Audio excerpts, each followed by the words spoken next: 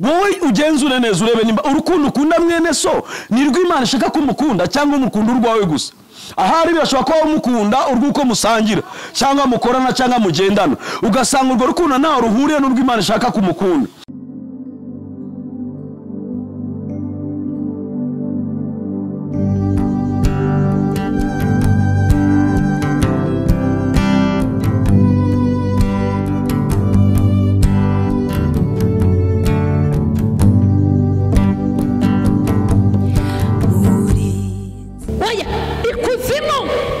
Umukozi w'ikuzimu ninde?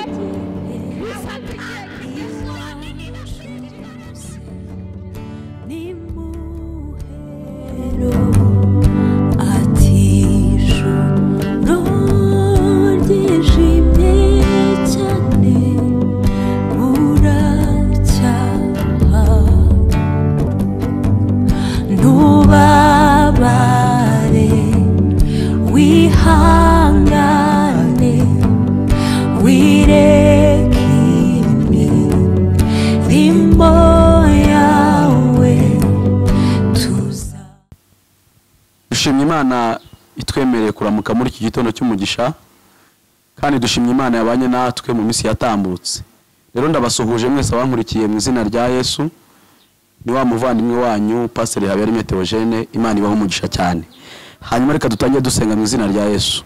Mana turagushimiye kubera kuri Imana nziza, Imana ishobora byose. Tugushimiye uburyo kibabanye natwe mu minsi yatambutse, ukatugirira ibambe n'ubuntu, nta gikuba cyacitse. Aya masaha tugushimiye imirimo myiza udahwema kudukorera, izina ryawe rishimwe. Umugisha buri muntu wese udukurikiranye kuri iyi TV, umuha umugisha utagabanyije ariko cyane wo kuzabona ubwiza bwawe. Girira bose neza, ubambika imbaraga, utanga agakiza kuko uri Imana ishobora byose. Nyemerera ijambo tugiye kuvuga muri aka kanya rigirira umumaro buri muntu wese uduteza amatwi, ryere guca mu gurwi kumwe ngo rihinguke mu kundi, ahubwo ritubere impama n'urwego bizatugeza mu ijuru. Ngaho bana natwe muri byose, kandi umugisha abateguye yicano kugira ngo Mwami Imana bazagira ibwami bwawe bafite izindi imbaraga n'inkomezi. Urakoze ndagushimiye, bana natwe muri byose mu izina rya Yesu. Amen. Bavandimwe, inshuti z'umusaraba, uyu ni umunsi nateguye kugira ngo twongere tuganire ku ijambo ry'Imana. Ubushize twaganiriye ku ijambo rivuga ngo gutunga umutima wari muri Kristo muri wowe nk'intwaro urwanisha mu rugendo. Uyu munsi Imana yashyize ku mutima wanjye ijambo rivuga ngo tugire urukundo muri byose. Yesu ashimwe cyane. Kugira urukundo ni intwaro ikomeye cyane umuntu yifashisha muri iki gihe cyangwa se mu gihe abamo ari muri iyi si. Udafite urukundo ntubasha kugira ahantu wagera, ariko iyo ufite urukundo ibintu byose birashoboka. Uru rukundo nurugira ni imwe mu mico izakubashisha gutunga wa mutima nababwiraga wari muri Kristo Yesu. Igitabo Paulo yandikiye Abagalatiya igice cya 5:22 harabanga ariko rero imbuto z'umwuka mu rukundo n'ibyishimo n'amahoro no kwihangana no kugira neza n'ingeso nziza no gukiranuka no kugwa neza no kwirinda ibimeze bityo nta mategeko abihana. Amen. Nongeye gushima Imana kandi nanone impaye uyu mwanya mwiza kugira ngo tuganire kuri iri jambo nise kugira urukundo cyangwa se urukundo. Iri jambo nganira umwuka yambwiye ko mbwira abantu b'Imana kugira urukundo. Muri no minsi urukundo rwarakonje, nta rukundo rugihari, kuko umuntu aragwanga aragukunda ariko wareba ibyo akora cyangwa imico ye ugasanga ntabwo ari mu rukundo Imana ishaka ko dukundana. Twasomye ijambo mu butumwa bwiza bwa Yohana 3:16 atubwiye ngo kuko Imana yakunze abari mu isi cyane byatumye itanga umwana wayo w'ikirege kugira ngo umwizera wese atarimbuka ahubwo ahabwe ubugingo buhoraho. Urukundo Imana yadukunze ni urukundo rutandukanye n'urwo abantu bakunda abandi. Ushobora kubyara umwana umukunze, buriya tuvuge nk'umubyeyi w'umudamu yabyaye umwana bamukunze, ariko iyo yicaye imbere y'imbabura amucikiye ku bibero bye, imbabura amakara gataruka bose akabagwaho, mbere yuko ahungura umwana cya gishirira cyamuguyeho we arabanza akihungura kuko aba yumva uburibwe kuri we mbere yuko yumvira umwana we. Shatse kuvuga iki rero? Shatse kuvuga ko nta muntu ubasha gukiza undi mbere yo kwikiza, ariko Imana yo yaremeye iritanga kubera twebwe. Ipfurufu rwa twajyaga gupfa igirirwa nabi uko twari kugirirwa nabi, ibabazwa uko twajyaga kubabazwa, iremera itanga byose kugira ngo uyu munsi, haleluya, tugire ubugingo ndetse tugire bwinshi. Urwo rukundo Imana yadukunze rero nirwo Imana ikudushishikariza kugira muri no minsi. Niba ukunda mugenzi wawe, mukunde byatuma umupfira. Niba ukunda mugenzi wawe, mukunde byatuma umwitangira. Muri iki gihe cyane cya coronavirus turimo, ni igihe ufasha umuntu kubera urukundo. Yo nta rukundo umufitiye, kumufasha biragorana. Twagiye tugira abantu batubwira ko badukunze mu nsengero dusengana, cyangwa se mu bavandimwe tuvukana nabo duturanye, umuntu akagufasha ariko intego ye ari ukugira ngo bamurebe. Yesu ashimwe cyane. Umuntu akaba afite intego yo kugira ngo bamurebe, ibyo akora byose akabikora yigaragaza, ugasanga umuntu aguhaye umwambaro ntashobora kuguhera ahantu abantu batareba, arawuguhera aho abantu bareba kugira ngo bazabimenye ko ari wowe wawuguhaye. Mu yandi magambo, gutanga kw'abantu cyangwa urukundo rw'abantu ni urukundo rwo kwihimbaza. Ni rwa rundi rutuma abantu babareba bakavuga ngo uriya akora neza, uriya agira imirimo myiza. Muri make ni urukundo rwo kwiyamamaza. Yesu ashimwe cyane. Ariko urukundo Kristo yadukunze ntabwo ari urukundo rwo kwiyamamaza, ni urukundo rwamusabaga gupfa, ni urukundo rwamusabaga kugirirwa nabi, ni urukundo rwamusabaga kuva mu bwiza yari arimo akaza habi twari turi, agashirwaho ibibi twari dukwiriye gushyirwaho, agacibwaho iteka ryo twagombaga gucirwaho, arabambwa turabamburwa, arapfa turazuka. Imana ishimwe cyane. Rero uru rukundo nirwo Imana dutegetse gukunda bagenzi bacu. Niko Paulo yabwiye abanyakorinto, arababwira ngo urukundo cyambere rurihangana. Muvandi, waba utihangana mugenzi we yagukoshereje ukavuga ngo uramukunda? Gukunda umuntu nuko umwihanganira mu byagukoreye byose. Gukunda umuntu ntabwo wishimira ikibi cyamubayeho, ntabwo wirarira, ntabwo wihimbaza. Mu rukundo ukunze umuntu uramukunda nyine gusa. Haleluya. Uramukunda udagombye izindi ndonke n'izindi ndamu ziri ku ruhande, utagombye ko abantu babibona ko umukunda, utagombye ko nawe ubwe akwamamaza. Icy'ingenzi, umutima wawe ukwemeza ko umukunda, umukorera byiza. Mu bibarimo umukorera byiza, mu ntambara arimo umukorera byiza, mu byagambire kugukorera bitandukanye nuko wabyifuzaga wowe umukorera byiza. Yesu ashimwe cyane. Nigeze kugirira umuntu neza igihe kimwe cyatambutse, hanyuma wa muntu ngiriye neza ni ibintu nari muhaye, ageze hirya aravuga ngo reba ukuntu kiyemera, kariyemeye kampaye ibise kugira ngo kabone ko, kugira ngo kanyereke ko kankunze. Ariko mu by'ukuri kuzima urumva ko icyo kintu nge nabikoranye umutima ukunze, ariko wabifata ukundi kuntu, atangira kunetraliza za mbaraga z'urukundo. Kenshi iyo ufitiye umuntu urukundo ruva ku Mana, nirwo mvuga uru rukundo rw'Imana, abantu bisi benshi ntago barukunda. Yesu ashimwe cyane. Uzasanga abantu bafite uru rukundo, abantu bafite ukuri kuntu babafata.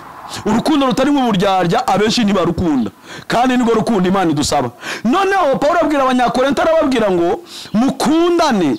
Ni urukundo rwa rundi rutihimbaza, rutirarira, rwa rundi rudashaka indamu, rumwe rudahutiraho, rumwe rudahubuka, rumwe rwiringira byose, rumwe rubabarira byose, rwa rundi rutazarangira, ruzahoraho iteka ryose. Mbese uru rukundo dutegetswe gukunda bagenzi bacu, uru rukundo dutegetswe gukunda ni rwa rundi tuzabana narwo turi muri iyi si, tukagumana narwo kugeza tugeze mu bwami bwo mu ijuru. Haleluya. Ni urukundo ruzaduhesha ubugingo buhoraho. Imana y'amahoro tugirire neza. Uru rukundo ruzatuma ugira wa mutima uri muri Kristo, ukunda uru rukundo iteka ryose, abana narwo rukamugirira umumaro. Imana ishimwe cyane. Uru rukundo rero iyo rufite muri wowe, ntabwo bagusaba, ntabwo bakwingingira kugira imbabazi. Kubera iki? Kuko uru rukundo rwonyine rugusunikira mu mbabazi. Haleluya. Uru rukundo rw'Imana rwitwa agape, ni urukundo rugufata rukagusunikira mu mbabazi, ni urukundo rugusunikira gukorera abantu neza, kugirira abantu neza. Iyo abantu bagira nabi, wowe rugutegeka gukora neza. Iyo abantu bari gukora ibibi, wowe ntabwo rukwemerera kuba muri babandi. Iteka ryose ni urukundo rugutegeka guhugura abantu, ni urukundo rugusaba guhora ugirira abantu bose neza, utarobanuye ku butoni. Haleluya. Uru rukundo rero ntabwo ruzarangira, guhanura kuzarangira, kuvuga indimi bizarangira, yewe ndetse ngo nibumenye bwose dufite buzarangira. Hagumye ibintu bitatu: kwizera, urukundo no kwiringira. Ibi ngibi uko ari bitatu, ariko igikuru mu nibyo ni urukundo. Uru rukundo ruyoboye byose. Ibi ngibi byose mubona tubamo, bavandimwe inshuti zanjye, bizarangira. Ibyo dukora byose uko bisa kose bizarangira, ariko urukundo ntabwo ruzarangira, urukundo ruzagumaho. Ndabashishikariza gukundana urukundo Kristo yadukunze, rwatumye yitanga ubwe akamanuka akaza akabana natwe. Iyo ataza kugira uru rukundo, ndagira ngo njyewe nawe uyu munsi wa none tuba turi ahantu habi. Mbese nawe ufite urwo rukundo? Icyo ngusaba ni ukugira uru rukundo. Urukundo Imana yadukunze, kandi imaze kurudukunda yatwemereye kurutunga. Haleluya. Iraduha nk'intwaro. Uru rukundo niyo irutanga. Iyo imaze kuruguha, nawe washa kurukoresha. Imana ishimwe cyane. Nta muntu uri mu rukundo rw'Imana utarukoresha nk'uko bisabwa. Imana amore tugirire neza. Nubona uri gukora ibitandukanye nuko Imana ishaka gukora, uzamenye ngo urukundo nta ruhari. Abantu benshi cyane bakunda kwibeshya ngo bakunda bagenzi babo, ugasanga umuntu ahagaze mu gihe cyo kubanga arakunda mugenzi we, ariko yamuhemukiraho gato ugasanga ibibazo byavutse. Turebye mu ngo hatandukanye, turebye mu nsengero hirya no hino, iyo urebye abantu uburyo babana, kenshi umuntu arijya kubwira ngo aragukunda, ariko nyuma yuko agukunda wakora ikosa ritoya akakwereka ko atigeze ananakumenya. Bishatse kuvuga iki? Uru rukundo yagukunze ntabwo ari urukundo rw'Imana. Yagukunze urukundo rw'umuntu nyine, rwa rundi rurangira. Urukundo rw'Imana ntabwo rurangira. No mu byago muri kumwe narwo, baguhemukiye ubukiri ufite, bakugire nawe ubukiri ufite, igihe cyose uri kumwe n'uru rukundo nta kabuza ugumya kubana narwo. Yesu ashimwe cyane. Impamvu urwo ufite rwarangiriye kuri mwene so, ntukomeze kumukunda, ntabwo rwari urw'Imana.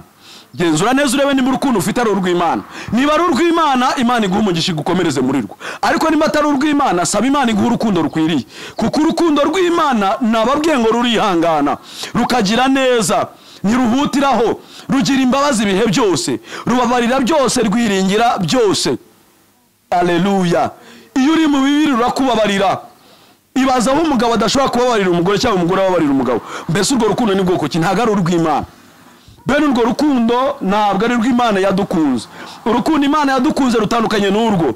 Urukundo Kristo yadukunze ni rwa rundi yadusanze turi babi, tutagifite ubuzima buzima, twarapfuye, tumaze kugaragara nk'abatariho. We yemera kwisuga ubusa, yambara ibibi, araza yitwa umuntu, araza araganduka, ndetse baramutuka, baramusuzugura cyane, kugira ngo uyu munsi wa none tube turi abana b'Imana. Bibiliya niyo ko yatubwiye ngo cyo bikoze bamwemeye bakizera izina rye, yabahaye ubushobozi bwo kuba abana b'Imana. Twabiheshejwe n'urukundo yadukunze. Yatuza kudukunda uru rukundo, ntabwo twari guhabwa agaciro ko kuba abana b'Imana, ariko Uwiteka ahabwa icyubahiro ko yadukunze urukundo rwinshi rukaduhesha kuba abana b'Imana. Nshuti zanjye, icyo mbashishikariza muri aka kanya ni ukugira urukundo rutandukanye cyane n'urwo twari dufite. Wowe ugenzure neza urebe nimba urukundo ukunda mwene so ni rw'Imana ishaka kumukunda, cyangwa umukunda urwawe gusa. Ahari birashobora kuba umukunda urwuko musangira, cyangwa mukorana, cyangwa mugendana, ugasanga urwo rukundo ntaho ruhuriye n'urw'Imana ishaka kumukunda. Urukundo Imana ishaka ko dukundana ni urukundo rwasaba ko umwitangira ageze habi. Ni urukundo rugusaba kumuha, ndetse ukaba wanamugaburira wowe ukaburara. Haleluya. Ni urukundo rugusaba kwemera ukitanga ubwawe kugira ngo mwene so abeho. Imana amahoro tugirire neza cyane. Genzura neza urebe nimba urwo rukundo ari rukunda mugenzi wawe. Hanyuma Pawulo abwira Abagalatiya igice cya 5:22 ngo imbuto z'umwuka ni urukundo, zazo twasomye, ariko ndavuga ku rukundo cyane. Uru rukundo ni urugi rugukingurira kuba mu Mana. Haleluya. Iyo ufite urukundo muri wowe nyarwo, direct ubukinguriwe kuba mu Mana. Yesu ashimwe cyane. Hanyuma hari imbuto y'umwuka yanyuma ivuga ngo kwirinda. Iyo mbuto y'umwuka yitwa kwirinda nayo ni urugi rugukingiranira mu Mana. Kubera iki? Iyo ufite urukundo uba uri mu Mana. Hanyuma iyo umaze kugira kwirinda nanone kandi ugumamo iteka ryose. Kubera iki? Umuntu ufite urukundo iyo adafite kwirinda muri rwo, iteka ryose abasha kurusohokamo. Haleluya. Iyo udafite urukundo iyo udafite kwirinda mu rukundo, ushobora kurusokamo isaha n'isaha. Ariko iyo ufite urukundo kandi ukirinda, urugumamo iteka ryose. Imana ubwayo ni urukundo. Nibivuze ngo urwo rukundo n'urutunga uzaba utunze Imana ubwawe, uzaba uri mu Mana nayo iri muri wowe. Ariko ni wirinda bizatuma urushaho kuguma mu Mana cyane. Ndimo ndakwingingira kugira urukundo Imana ikubwiye. Nshuti y'umusaraba, wowe dusangiye kwizera muri Kristo Yesu, ijambo ry'Imana nari mfite ryakubwiraga ngo gira urukundo rutandukanye n'urwo wari ufite. Urukundo ruzatuma witangira abantu bibaye ngombwa. Urukundo ruzatuma ufata ibyo kurya wari ufite ukabigabana na bagenzi bawe, ntugire ibyo wisigariza. Yesu ashimwe cyane. Ntabwo ari rwo kwigwizaho ngo wibuke abantu nyuma, oya, ni urukundo rutuma wumva ko ugomba kureshya n'abandi muri kumwe muri ako kanya. Imana ibagirire neza kandi Imana ibahe umugisha kuri uyu munsi, biteho cyane. Icyo mbifurije no kugira urukundo rutazarangira, ruzahora ibihe byose. Mbifurije kugira urukundo muzabane narwo, muzahorane narwo, muzaruturemo, murugendemo, murukoreremo ibyo mugambire gukora byose mu izina rya Yesu. Amen. Imana ibagirire neza, ibiteho ibishimire. Ndabashimiye kubw'uyu mwanya mwiza kandi Imana ibarengere muri byose. Reka dusenga Imana. Mana, turagushimiye mu izina rya Yesu. Tugushima imirimo yawe myiza wadukoreye kubera urukundo wadukunze. Hanyuma kubera uru rukundo nsengera aba banteze amatwi kugira ngo urukundo rwawe rujye muri bo ibihe byose. Bagendere mu rukundo, bature mu rukundo, babe mu rukundo, bakorere mu rukundo, ibyo bakora byose babikorere mu rukundo, ariko uru rukundo rutazarangira. Nyibasabira kuba mu rukundo, umugisha wawe nubomeho none n'ibihe bidashira, mu izina rya Yesu Kristo wa Nazareti.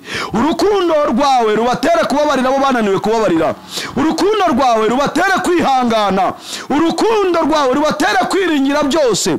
Urukundo rwawe Mwami Imana rubabere kukomera no mu minsi mibi ikomeye cyane n'imbere, mu izina rya Yesu Kristo wa Nazareti.